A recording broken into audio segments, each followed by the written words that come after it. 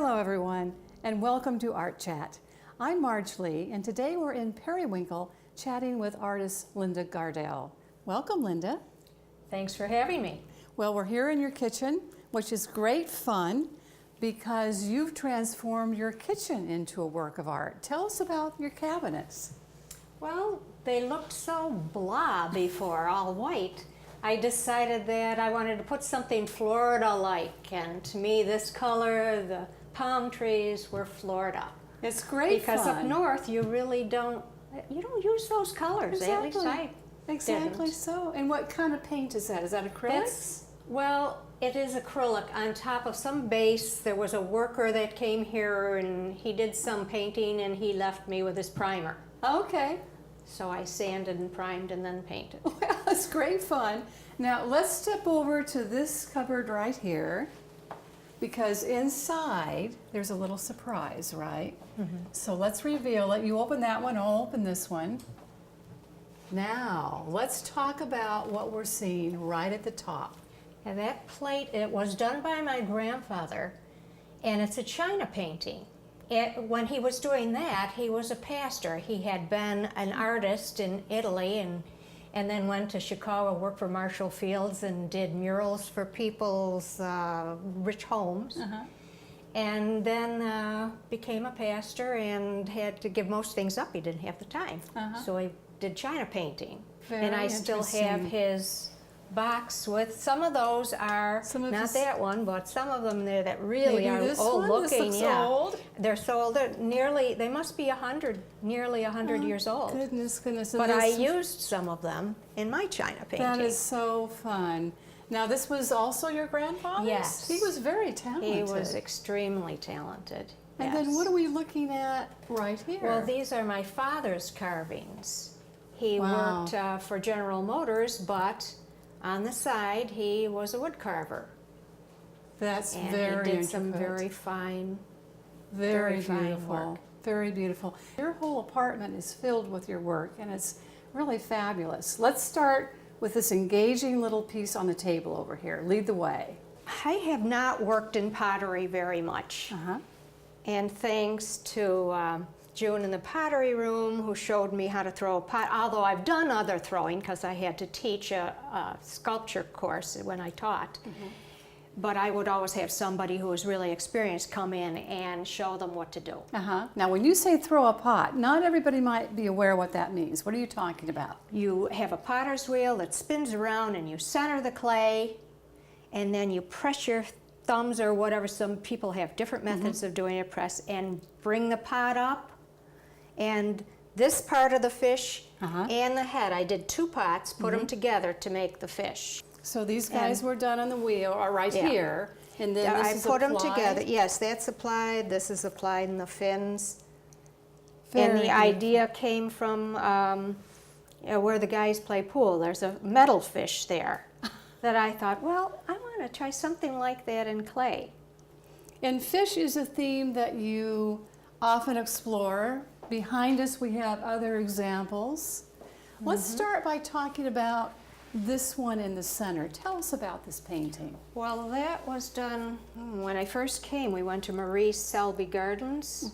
Which is in Sarasota. Yes. I took a few photos. I worked from my own photos, and I had about 3 or 4 photos, and I combined them together to, and change the color, of course, to make what I want to make. Lovely work. I've been to those gardens, and that I knew immediately when I saw this work that it was Marie Selby. Now, right up here, we've got an interesting looking fish. Tell us about that guy. Well, that is a lionfish. It's very pretty. What kind of paint is that? That's Acrylics or watercolor? That's watercolor. These are China paintings. And isn't there an interesting process with China painting? Tell us about that. Those paints that were over there on the table that I was showing you, you mix that with oil and you paint it, but then to add your whites, you take a tool like this and you scrape.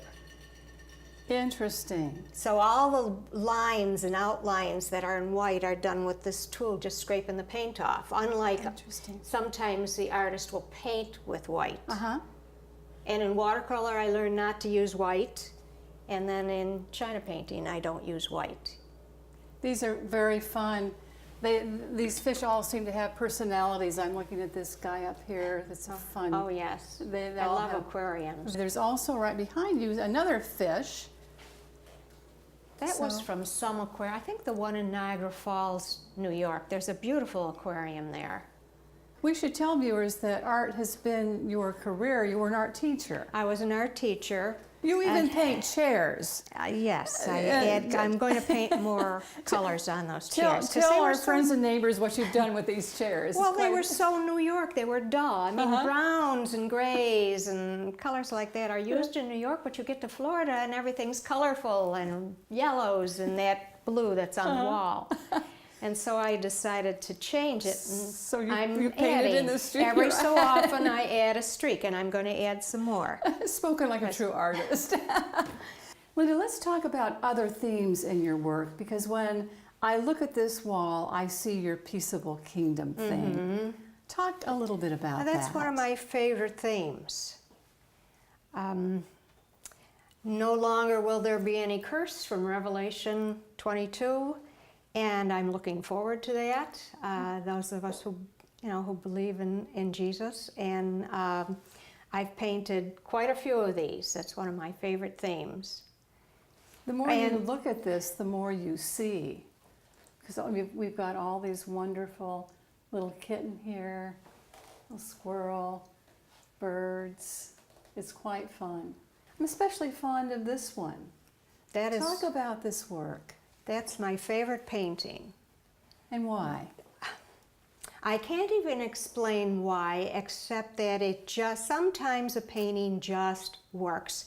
This is a very hard, was really an ugly background at the zoo. I think it was the Naples Zoo. Okay.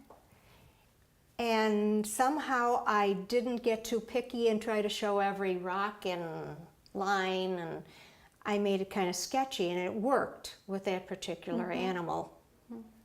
It's a lovely, lovely painting.